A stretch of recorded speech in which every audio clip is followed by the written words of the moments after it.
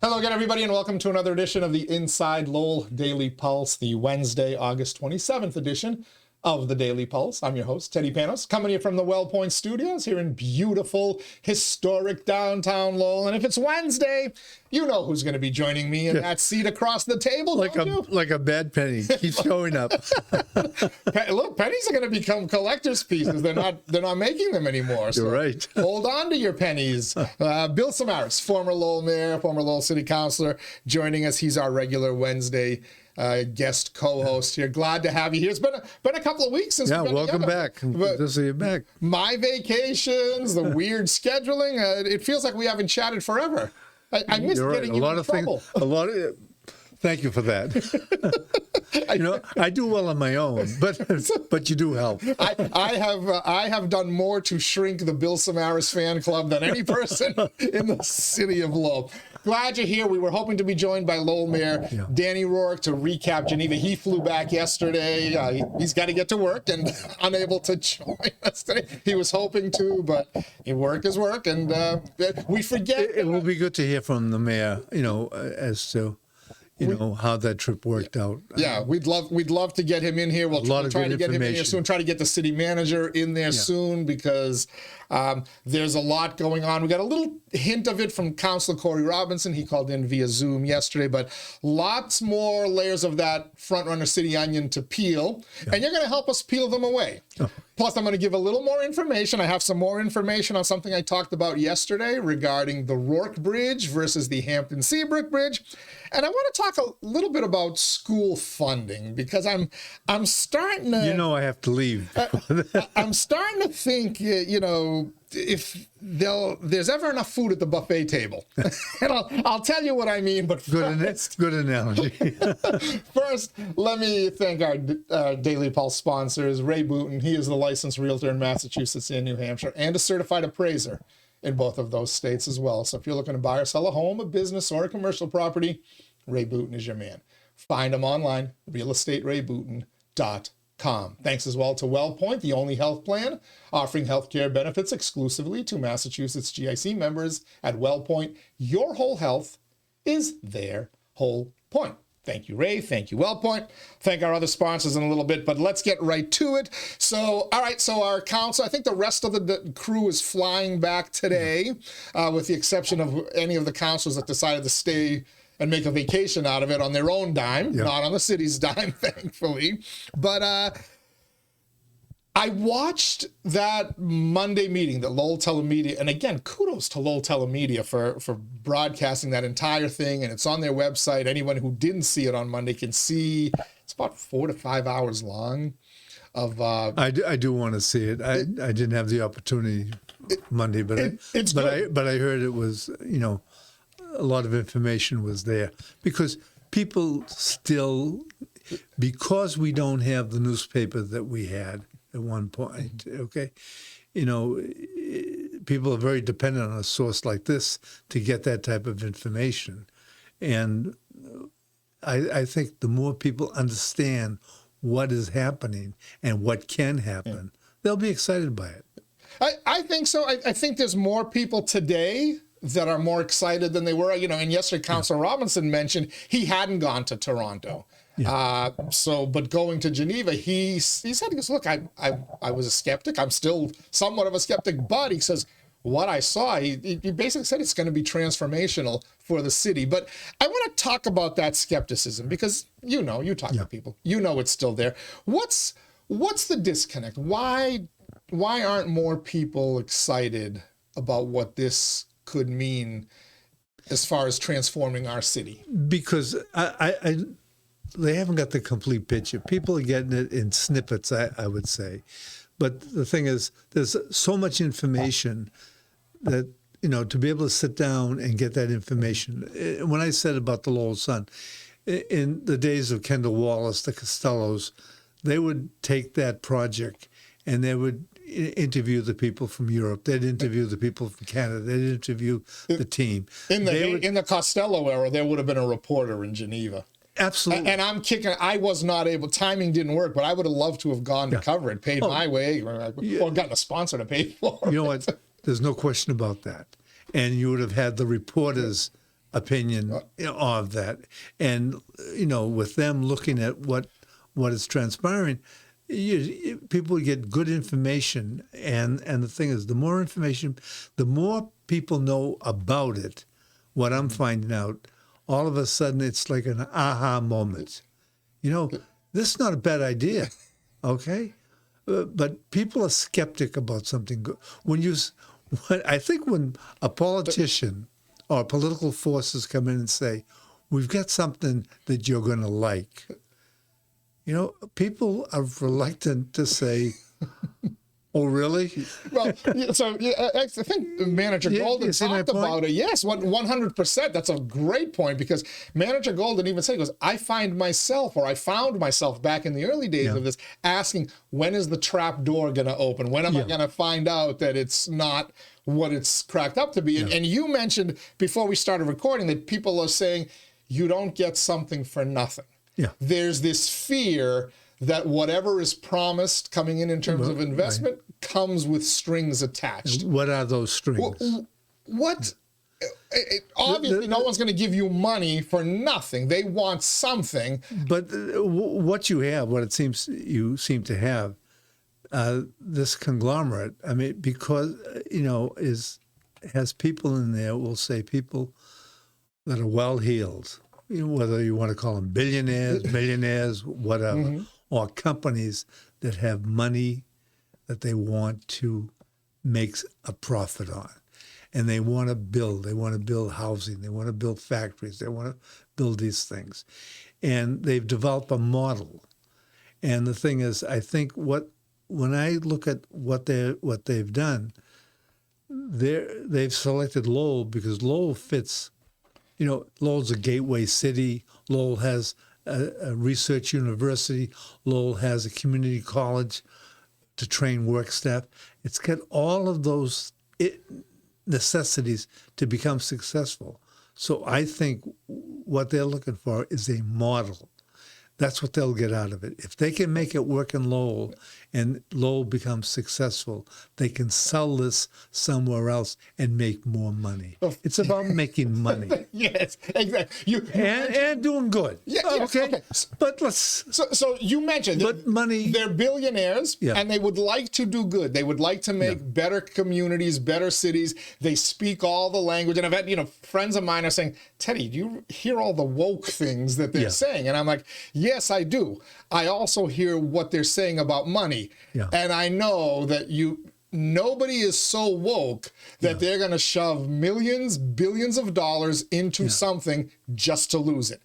They have to create something. And I heard this from Eduardo Moreno, talked about sustainability. And everyone thinks sustainability, well, that's the climate, that's energy. No.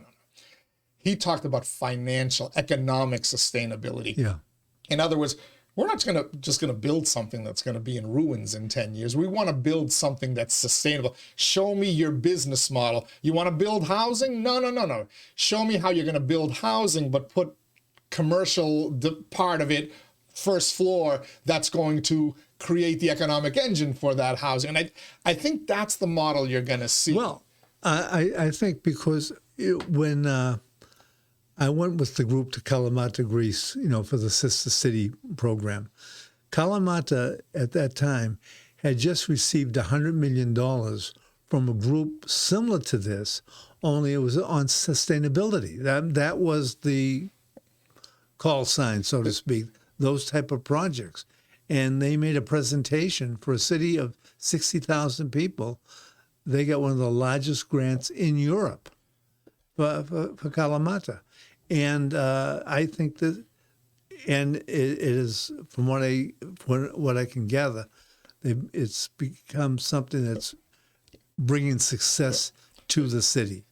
And I think, and this is what I see in this Frontrunner city. I think that's I really do. Spot on. Kalamata, that's where my folks are from, the villages surrounding Kalamata. But it was never really a big deal as far as a tourist destination. Now my cousins go there and they come back with stories and pictures of what it's become. And it's become, they always had the landscape. They always had the beaches. They always had the beautiful Mediterranean Sea, but they never had the infrastructure around it. No. Now they have it. And that's what, as you said, $100 million investment does. Now, Lowell, we're talking, both the mayor and the manager have said $2 billion, maybe more. Granted, it's more expensive to build in Lowell than probably 𝐃𝐚𝐢𝐥𝐸. We'll get to that in a few minutes, I promise you. It's a lot more expensive. I promise we'll get to that. But still, if it's not the taxpayers investing this money, but if it's outside people, local developers, international people with money who are looking for a good rate of return on their money, and they'll say, here, I like this project. Yeah, let's do this. Here's my money. I expect X amount in return. I'll get it in 10 years and I'm gone. Whatever. That's how development happens. There are bad developers out there. We all know that. But the thing is, I think when you have a group like this, these are legitimate developers who want to make money, and they know the only way they can make money is to do something right. Correct. And be successful at it. And they don't want to build in Lowell just to stop in Lowell. No. They want their investors to come to Lowell, build Lowell up, just like they did Richmond Hill in Toronto, make money, show what you've left behind, and then they want to take that to Kalamata, Greece. They want to take it to Lisbon, Portugal. I believe the next frontrunner city is going to be in Portugal, and I think it's Lisbon. They want to go all throughout the world with this model so that their investors can make more money. Yeah. What is bad about that? Somebody sees your city as an opportunity to make money. So what if we have to build a couple of bike lanes? Nobody hates bike lanes more than I do, but if somebody wants to give you $2 billion, you're not going to put a bleeping bike lane in there? The thing is, you're talking about the investors making money, but the thing is, we're talking about jobs. We're talking about making the city truly a livable city. Jobs for your residents, better streets for your residents, better maybe public transit, maybe that rail project from the Gallagher terminal over to the Songa Center and beyond. We can't afford to do it on our own. You were on the council when they looked at it, right? Yeah. The cost came back. What was it, 20 million or something, or 100? Probably 100 million now. Yeah. What if these guys want to build that for us? Yeah. All in the name of sustainability. Yeah. I'm not stupid enough to say no. I'm the biggest idiot in the world, and I'm not stupid enough to say no. What is wrong? What is wrong with these people? Well, the thing is, there are cynics, but I think the political climate in Washington is all around us. And I think that political climate is hurting us and has made people so negative that, Santa Claus is in front of you saying, here's the candy cane, and they want to beat Santa Claus. They're mad that Santa may maybe someone else. Yeah. It's like, hey, if he wants to wear a Santa suit and give me a gift, I'm going to say hello. And then, you're wrong. Why are you using Santa? Oh, we're in a tough time. We're in a rough time. Yeah, but I do think once there's less skeptics today than there were before July when the group came here. Less skeptics in July than there were in January and December. Because they'll come around. It's information. Correct. Information. People have to get the information and be able to understand it. And then when it comes, when they drive by, and I always pick this one because I saw some of the sketches, the proposals, and the one that sticks out to me is, I bet you the UN people are going to love this. It's the building on top of the Gallagher terminal parking garage, because you're literally living right there at the train station. And I said to myself, this is the one. If people start driving by that every day on the Lord Overpass, now it's reality. It's not, as Melanie Gilbert from The Sun said to me, it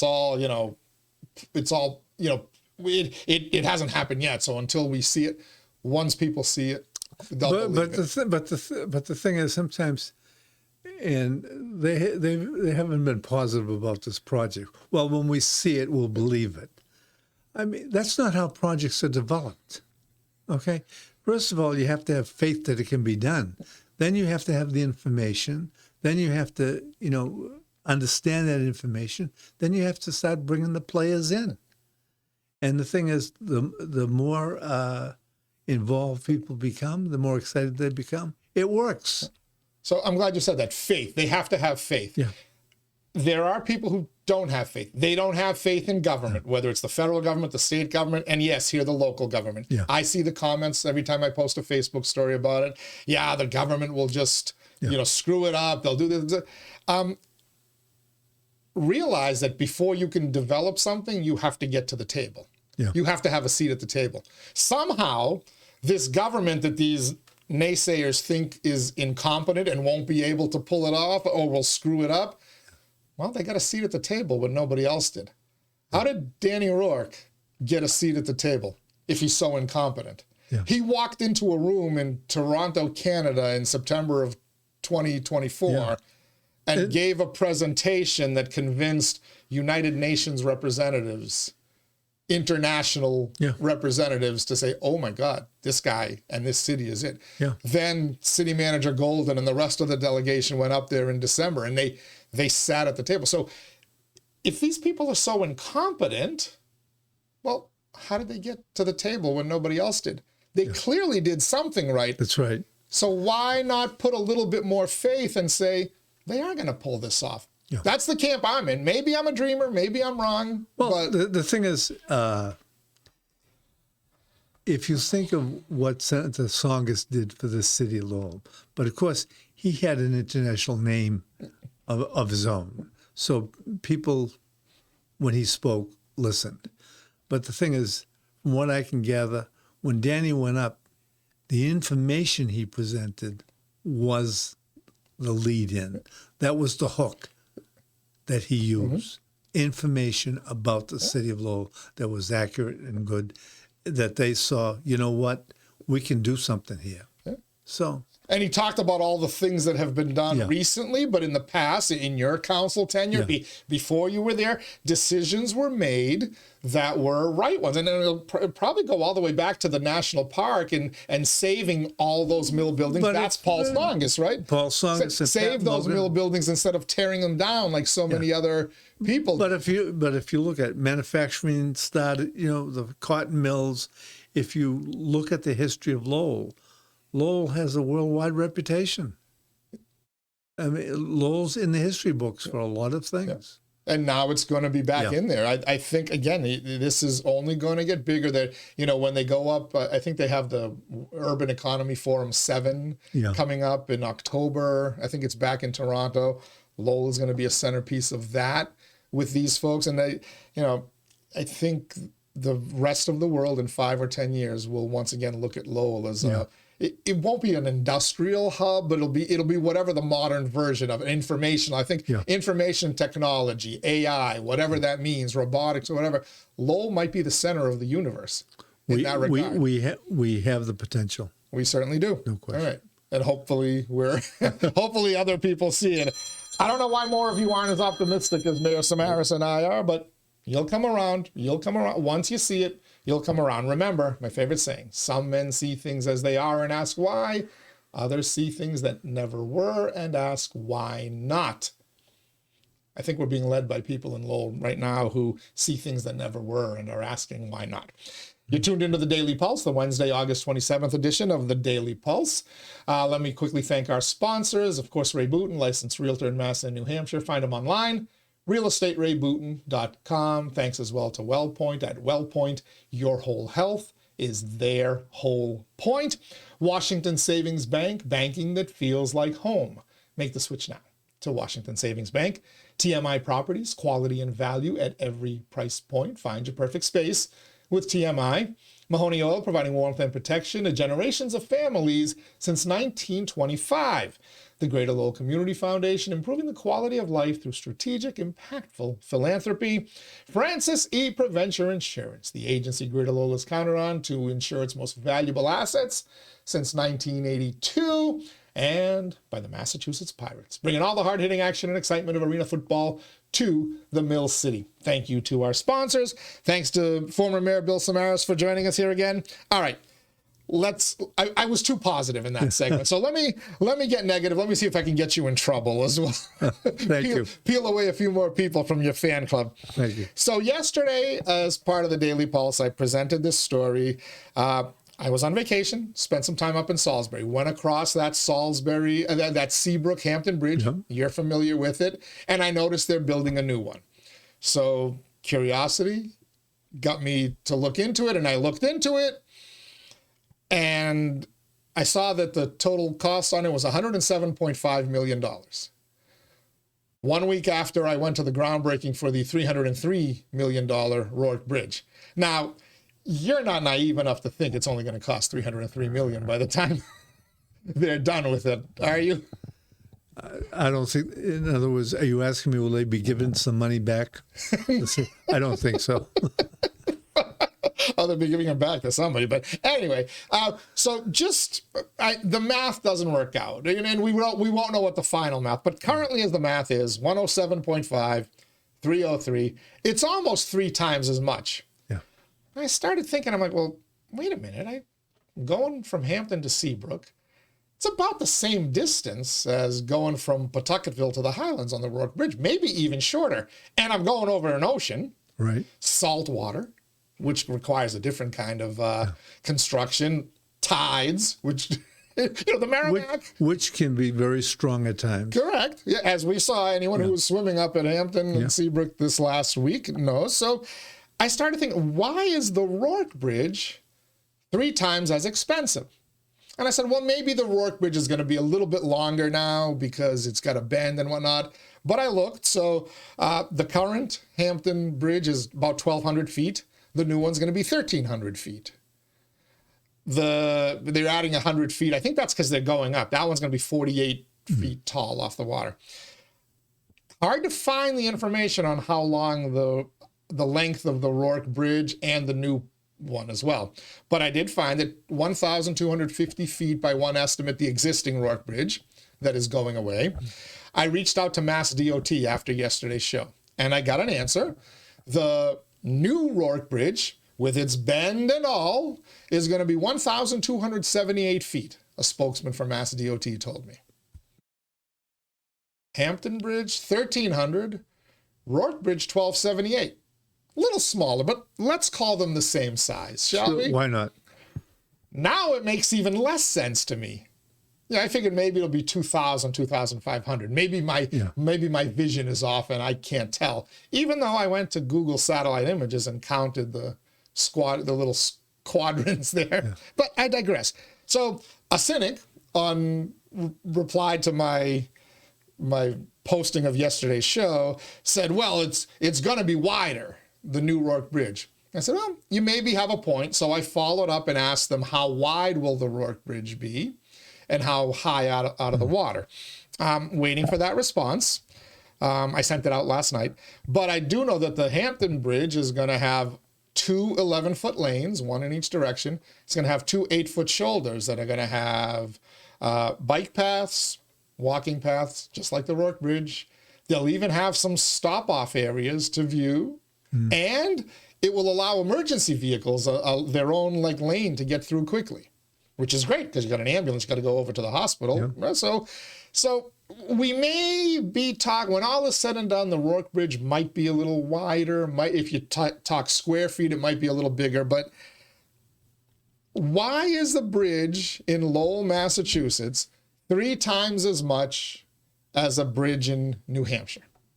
Cost of doing business in Massachusetts, I think. Ding, ding, ding. That is the right answer. There's a cost to doing business in Massachusetts. Yeah. Now, some of those costs, look, they're legit, right? Massachusetts has prevailing wage. They're probably going to have to use, I don't know if they're going to have to use union wage or prevailing wage on that problem. I get it. That doesn't make a $200 million increase in the cost. Are there more stringent environmental regulations that they have to follow? I mean, you're going over a body of water into the ocean. There's protected land out there in Hampton, right? I think when you're talking about the ocean, it's even more so. Yes. Right. You know, so you would think the environmental concerns would be more so in the ocean than the Merrimack River, right? But also when you're talking about the height of the bridge and what have you, that's a far more complex situation. And when you're talking about when the tides come in and out, have you ever been on a fishing boat in that area when some of the tides are coming in? it's So- if you don't know what you're doing, if you're with somebody who doesn't know how to drive a boat, you're in trouble. So everything you're saying backs up what I was thinking, that there's no way that a bridge in Massachusetts can be justified to taxpayers as being 3 times more expensive than a similar length bridge in southern New Hampshire, right on the Massachusetts border, as a matter of fact. You know, when you were bringing up some of this information, I was sort of thinking about California. California, you know, 4th biggest economy in the world and all of that, what have you. So expensive to live in. Massachusetts every day is going in that direction, okay? And it's a direction where, you know, people just may not be able to afford to be in Massachusetts. There is movement out. I do know people moving out of the area because they just can't afford it, and they're going to North Carolina, South Carolina, Texas. I do know families that have made that move. And they're doing it for, as you said, affordability. I know a gentleman who moved to South Carolina, Mark Pease, former Drake resident. He loves it. The cost of living, the cost of housing. So we hear over and over again in Massachusetts, what's been the big buzzword for the last year? Affordable housing, affordable housing. We're talking about ADUs. We're talking about eliminating single-family zoning. We're talking about all these ideas that will destroy neighborhoods as they've existed forever, all in the name of affordable housing. And what I keep trying to tell people is, forget that affordable housing dream. It cannot happen in Massachusetts because of the cost of doing business in Massachusetts. Land, not as much land in Massachusetts as there is in Texas and Wyoming and in Nevada and Colorado, whatever. So it costs more to buy the land. Then it costs more to build on that land. If it costs 3 times as much to build a bridge, probably costs 3 times as much to build a housing development in Massachusetts as it would in another place, or even a single family home, right? Well, I have a cousin that lives in Texas, and just recently he bought a house of, I think, about 3,800 square feet. In Texas? In Texas, under $400,000 with a swimming pool, beautiful house. If I had that house here, I'd have $1 million plus house. No matter where I had it. Right. And that's just basic economics, supply and demand. There isn't enough land supply in Massachusetts. And then you throw in the cost of doing business, as you said, construction, whatever, wages, whatever. And I don't want anybody's wages reduced or whatever, but we've got to stop with this dream that we're going to suddenly keep inviting people in who need help to find housing, and we're going to be able to create affordable housing for them, because we're not. The only way it's going to be affordable is for the people living there who somebody else, aka the taxpayers, are going to pay for, the same way the taxpayers are paying for that bridge. Well, the way I look at it, I mean, things are changing dramatically. There are people who are living in homes now.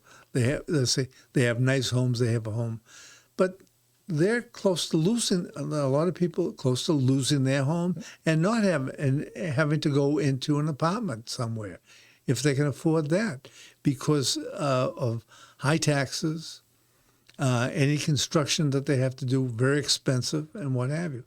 So the thing is, and the idea of neighborhoods, you don't know if your neighborhood's going to be destroyed. I mean, if you're a type of person that thinks about the dream, the single-family home, I mean, what's the American dream? To be able to educate your children, to be able to have a home of your own, and be able to have be in a nice neighborhood, you know, work to get that. People seem to want to take that away and say, we'll put you in these row houses or whatever. We'll make you dependent on us, aka the same government that everybody thinks is incompetent, right? Yeah, those things bother me, because we're in a strange time. We're in a dangerous time. The issue is the home. We have to take care of the homeless. We have to take care of each other. There's no question about that. But the thing is, we're in a situation where people are losing their homes. The expenses are such, and nobody seems to care. We're not. All the talk is, well, we got to do more for the poor, what have you. we're making people poor also. The best thing you can do for the poor is create economic opportunity for them. And give them couple of $1 billion investment in your city to create jobs. Give them a good education and help them have the skills to have the type of job that they can live successfully and create generational wealth. Very well said. Generational wealth. And since we're talking about money, one more story that I ran last night that I want to talk to you, the former head of schools at Lowell High School, even though we called you headmaster back then, but story on InsideLowell.com. And I promise you it's not a repeat. Lowell Public Schools awarded a huge grant by the Commonwealth of Massachusetts. And I know you see that headline every couple of weeks because you have. It's the third time in August that Lowell Public Schools received a big grant from the Commonwealth of Massachusetts to help fund their schooling and their programming. First one was for $549,500. Next one was for $798,000. The one that we just posted the story on yesterday was for $1 million for early literacy, preschool, which is part of early literacy, right? You gotta, if they can start going to school and learning their letters and the alphabet, and when they're 3 and 4, they're going to be better prepared for kindergarten. I get all this. But 3 different times, the Commonwealth of Massachusetts has given Lowell Public Schools big money, totaling almost $2.4 million. So, again, because I'm curious about these things. You remember that we spent May, June, and July fighting about, the Lowell schools aren't getting enough money. Yep. The city robbed the Lowell schools. Forget the fact that the state gave the schools $18 million more. That $4 million the city cut out was going to be the death of Lowell Public Schools. So we threw them another $2 million. They wanted the 4, but they took the 2. But now the governor, in 1 month alone, has given Lowell Public Schools $2.4 million. So I asked, just to be sure, I said, is this money factored into the $261 million that the state is giving Lowell? And I was told, no. The 261 is Chapter 70 funding. These are grants that we apply for. And by the way, kudos to the grant writers for the Lowell Public Schools, because they're doing a phenomenal job getting money. But so they got $18 million more from the schools, from the state. Another $2.4 million.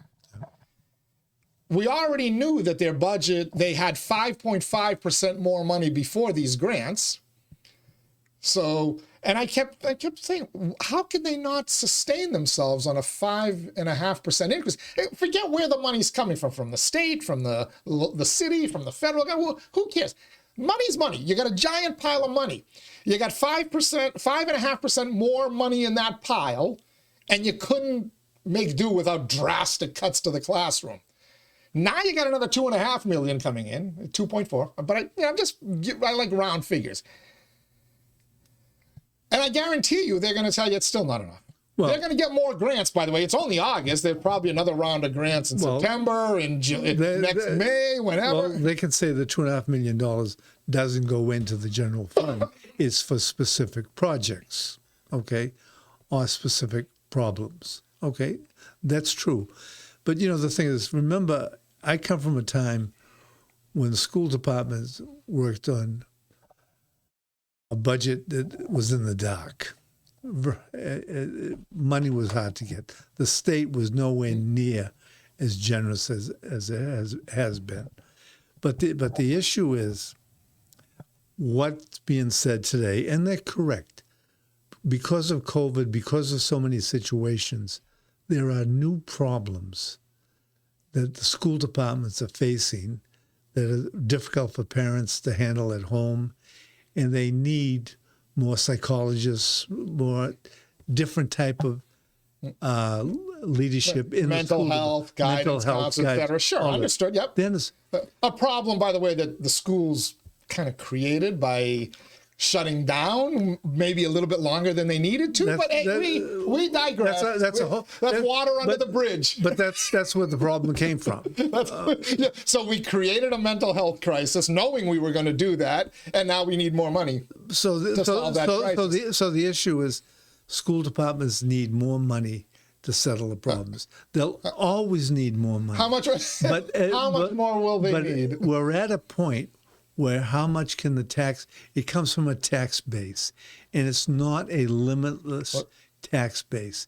And the issue is, at this particular point, school departments are going to have to start looking at the programs. What programs do they have that they don't need anymore, that really are not meeting the needs of the students? They need to put the money in certain areas. Prioritize, like you have done for so many years in your house budget, right? Well, it's either prioritize or create. I mean, it comes to time sometimes you say, we've been going north all this time. Well, maybe it's time to go northeast. Well, why should you veer off that course when you just put your head down, go north, and everybody just keeps throwing the money at it? Why change course when you got everything you always wanted? That's what's there. That's what has to change. That's what really has to change. And that's my... And you have to look at this. Let me sort of finish. You have to look at the administration that each school department has. At some point, you got to merge within the city. Certain city, maybe it's the business department is one area, not a head of business for the school department, head of business for the city, an office for business in the school department, an office complete. And then you find out at certain times when money is not given back properly to the city, or the city has to pay some bills. They find out that certain things were not done right.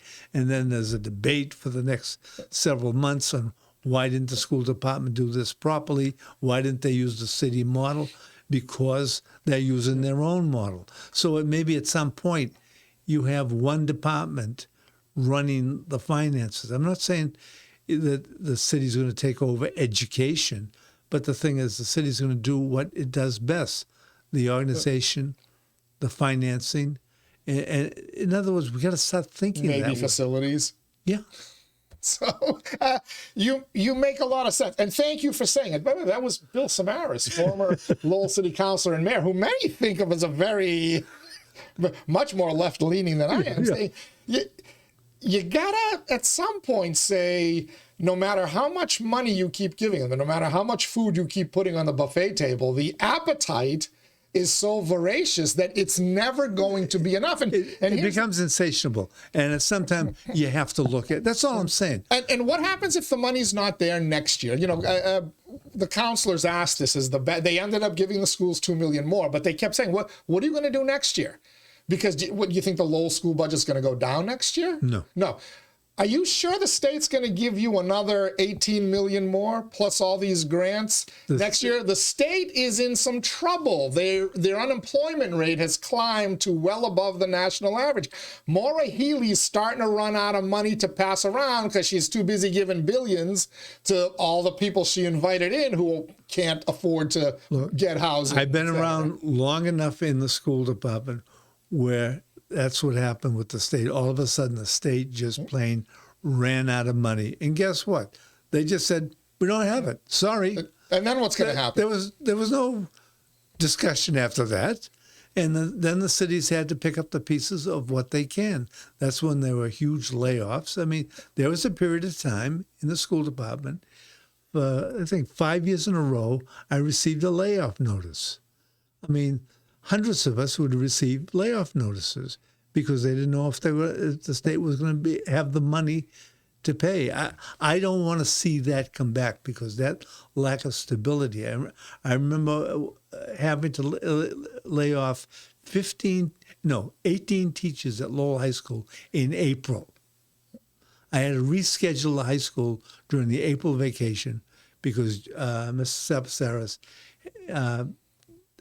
got the money for 18 teachers, at Lowell High School. That was a reality of funding schools back in the day. And to the state's credit, they've stepped up, especially for communities like Lowell. I don't think Jay Lang is happy with what he's getting from the state out in Chelmsford or many of the other small town superintendents and school departments. But the state is prioritizing gateway cities because of the challenges and because they know the cities can't afford to give that money. So the state is doing it. But the thing is, a lot of those communities, they've learned how to do it without. Oh, so it is possible. Yeah.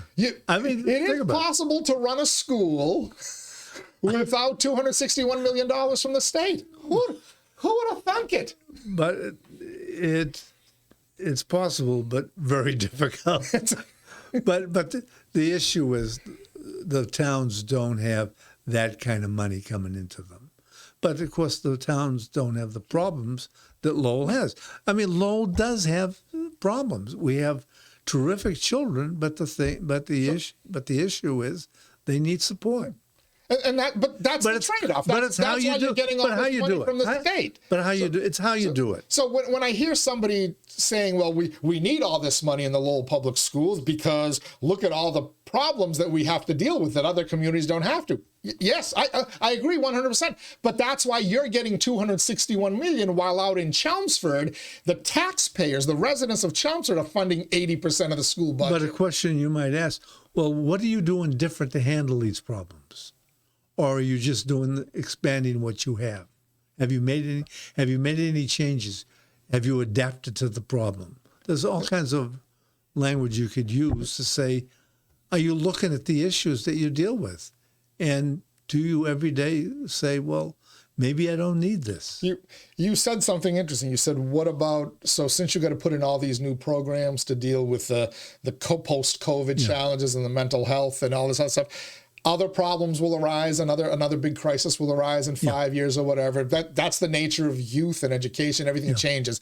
You said, though, maybe it's time to stop putting resources into something that we've done before that might not be as necessary anymore or isn't as important as what this is today. It's prioritizing, right? That's right. I needed to pay my higher electric bill, so I said goodbye to Comcast cable TV.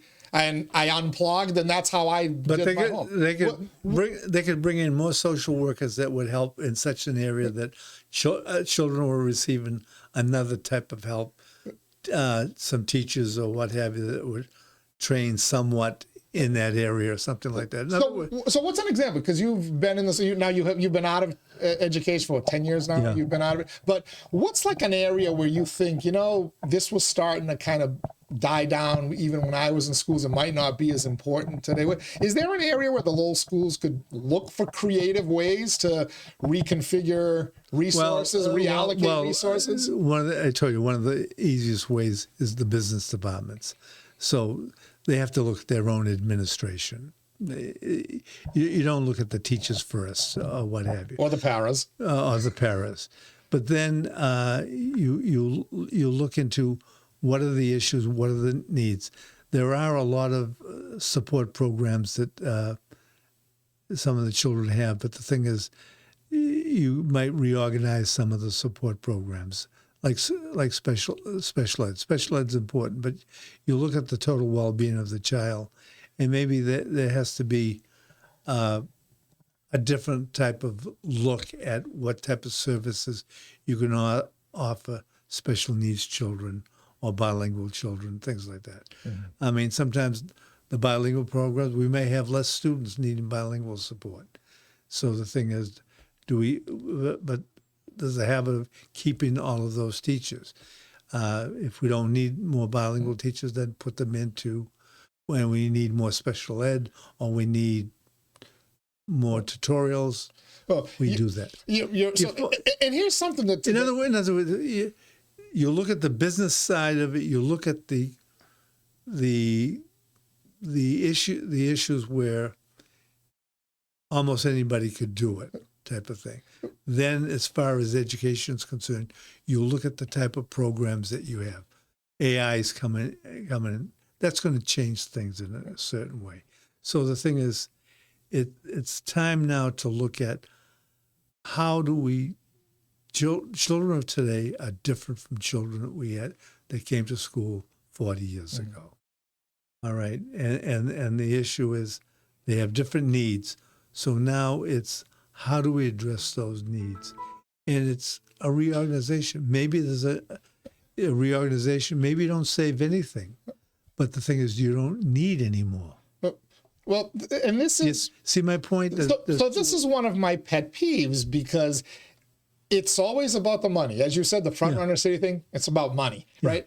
So too is the whole public education system because charter schools are helping. Yeah. They can be helpful, right? Yeah. But you'd pull resources if enough kids, if you build more charter schools, then enough kids leave the Lowell public schools or other public schools, then they have no choice but to cut resources. Private schools. So you talked about the language thing. The formula for charter schools hurts school systems. No, it doesn't help. But it's educating kids, though. And they're doing it under a different model. But the thing is, they are doing it under a different model with less resources, in a sense, and they're making it work. So that's an example of what you have to do. Right. But they also don't have the most severe special needs problems and what have you. There's no easy answer, but could they deal with them if they've got those resources? But let me put it to you this way: every superintendent today has to look at, I can't do business the way it's been done for the past 50 years, 100 years, but it's almost the same. It's almost that way. So the issue is we've got to look at our models, and we've got to look at what the needs are of the students, and we've got to develop programs to meet those needs. And the thing is, in most cases, if it's done right, you can do it with the money that you have. But we're in a system where you're just waiting for, especially cities, give me more. Give me more money. And that can take care of the problem. There go all your former school friends. Yeah.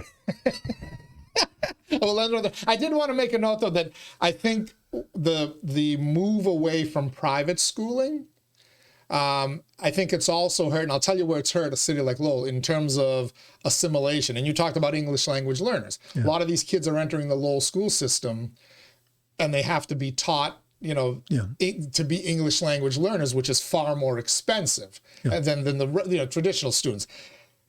I look at the Greek immigrants. There were so many Greek immigrants at one point that they built a school from K through 6. That was how you got assimilated. We were English language learners at the Hellenic American Academy back in the day.